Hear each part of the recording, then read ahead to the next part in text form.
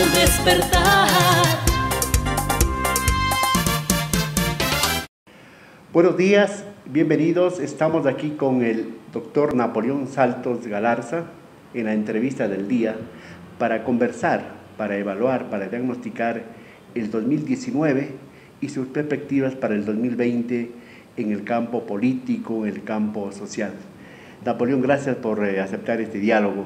¿Cuál sería el balance, la evaluación al terminar el 2019, por favor, en el campo político y social del gobierno de Lenín Moreno? Nos presentaron el 2019 como el año de la transición, pero si es que vemos tanto los indicadores económicos como los indicadores políticos, se trata de un año de retroceso, de estancamiento.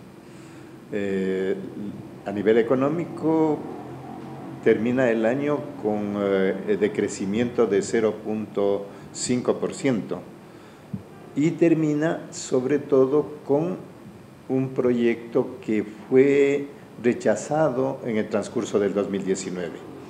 Hay tres acontecimientos que marcan el 2019. Uno, la firma de la Carta de Intención con el Fondo Monetario Internacional en marzo. Dos, yo diría que el caso Arroz Verde, que es el signo no solo de la corrupción, sino de la impunidad, porque hasta ahora no se toca resultados, no se logra resultados en este plano. Y tres, el acontecimiento más importante, el de octubre, que marca un viraje a través de las movilizaciones. El de octubre vendría a ser una especie de resumen de los dos anteriores, ¿no es cierto? Efectivamente, yo creo que el acontecimiento más importante del año es octubre. ¿Por qué? No solo porque emerge una democracia desde abajo, que demuestra que los mecanismos de la democracia representativa liberal están agotándose, están en crisis, sino sobre todo porque también enfrenta a un proyecto económico que se ha presentado como la gran solución a este proyecto económico neoliberal, pero es interesante ver que en octubre el movimiento indígena y los movimientos sociales logran mantener una autonomía también frente al otro modelo, el modelo progresista, conservador de Correa, y buscan una alternativa. Por esto es un gran llamado, que parece que el gobierno no lo ha escuchado, porque inmediatamente lo que hace el gobierno es, en lo económico, repetir el mismo camino con la ley que fue negada, ahora con la ley de emergencia, la ley urgente que acaba de ser aprobada el último día. A última hora, ¿no? A última hora, como siempre. Y con el presupuesto que es el encadenamiento con el año 2020 en la economía y en la política. Moreno, el presidente Lenín Moreno, es consciente de todo lo que está pasando en el país, porque tomemos en cuenta que ellos han tomado como base, uno, la deslegitimación del 2 de octubre, culpando al correísmo. Hubo infiltrados, por supuesto, infiltrado el correísmo, un poco de cosas, pero eso no deslegitima todo ese resumen que yo te decía de lo que ha pasado durante el 2019. ¿Es consciente el gobierno o tiene tantas presiones? ¿Hubo tantos compromisos como que él tiene que jugarse? Cuando hay un acontecimiento como el de octubre hay varias lecturas. El gobierno creó su propio relato, yo diría que trató de crear un mini 30S. En el periodo de Correa creó el macro 30S. Con más actores, ¿no? Con más actores, inventó una especie de golpe de Estado y a través de eso justificó la metida de mano en la justicia y el viraje que tuvo en toda la política.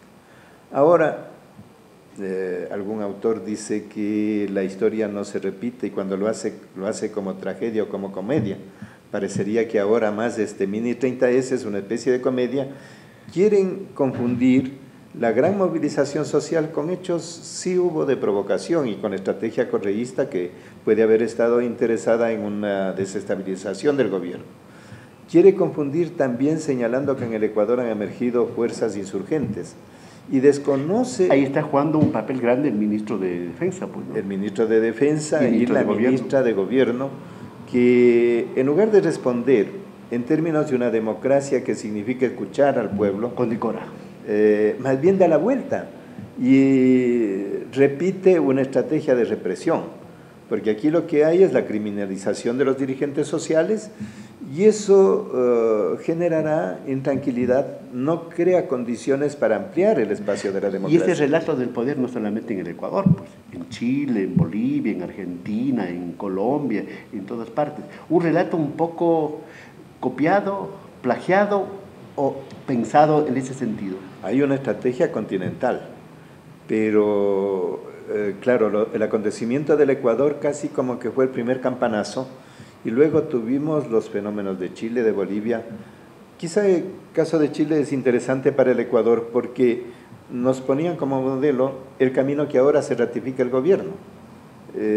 Nos señalaban que Chile era el gran éxito del proyecto neoliberal, del mercado libre, de los tratados libres de comercio, de las privatizaciones, etc.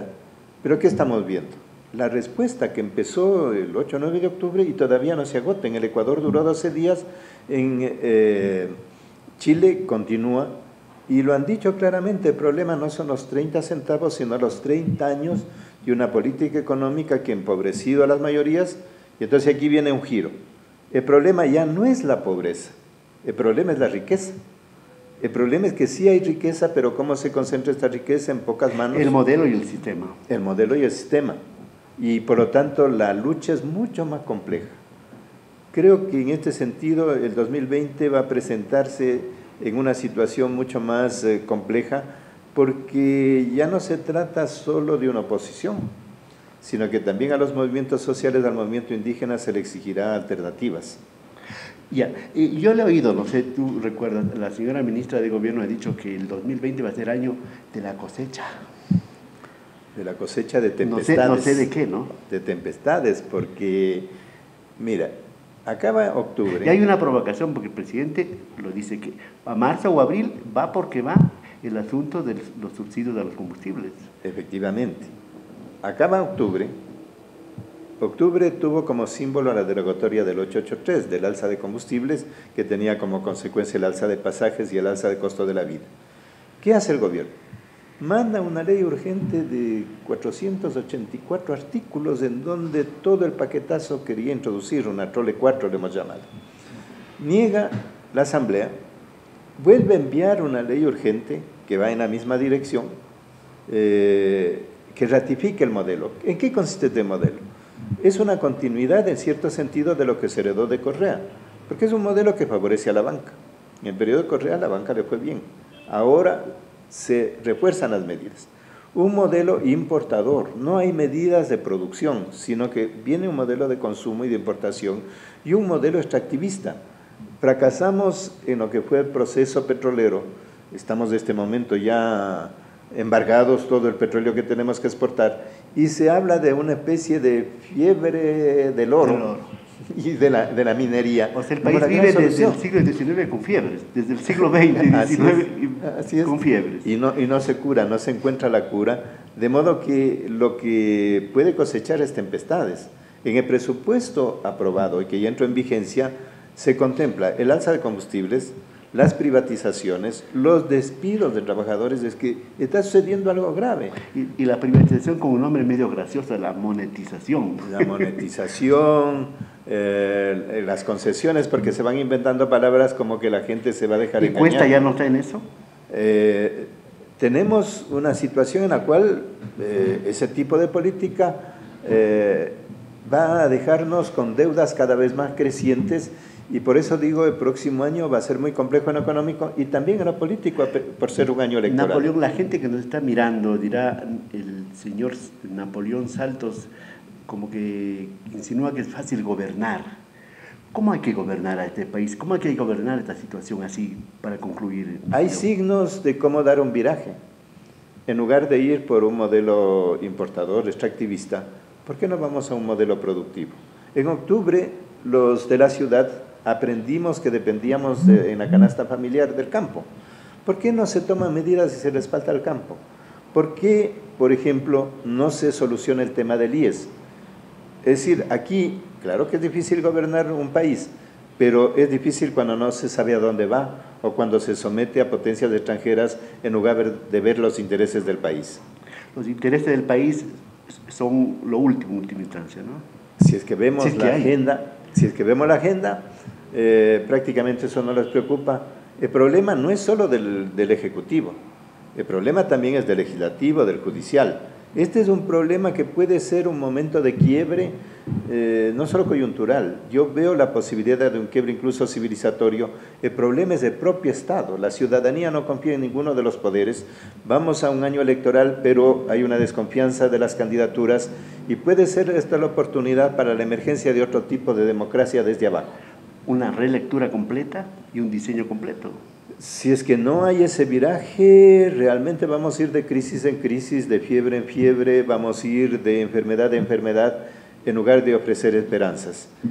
Si es que miramos hacia arriba, no hay posibilidades. Creo que tenemos que mirar desde abajo, tenemos que mirar desde la producción, tenemos que mirar desde la acción de los movimientos sociales para tener un poco de esperanza y no terminar tan pesimistamente, decir este 2020 la esperanza puede ir adelante. Pero hay gente que también pesca a río revuelto, Napoleón. Hay intereses. Es evidente que uno de los proyectos que está vigente es como que nos movemos en dos tenazas. El proyecto neoliberal y el proyecto del progresismo conservador que trata de resucitar. Pero Ecuador puede Tienen ser más la posibilidad. coincidencias que diferencias los dos proyectos. Sí, estamos viendo cómo se manejan y cómo se han manejado, ¿no? Esto no es nuevo. El poder puede presentar diversos rostros, pero la novedad de octubre, y creo que la novedad de América Latina, Chile, Bolivia, las movilizaciones de Colombia mismo, es que emerge una voz propia. Ni el un modelo fracasado ni el otro modelo fracasado, sino la posibilidad de una salida diferente. ¿Pero hay quien articule eso? Esta es la condición.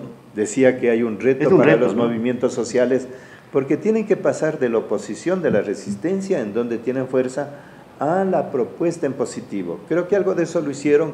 A raíz del levantamiento convocaron a parlamentos de los pueblos y presentaron un proyecto alternativo que no ha sido considerado por el gobierno y que por lo tanto tiene que ser considerado por la sociedad. Gracias a Napoleón Saltos por este breve análisis, resumen y perspectiva de lo que ha sido el 2019 y será el 2020 en la entrevista de hoy. Seguiremos hablando de este tema y buscaremos nuevas voces, nuevas versiones, nuevas opiniones. Gracias, buenos días. Muchas gracias. Al despertar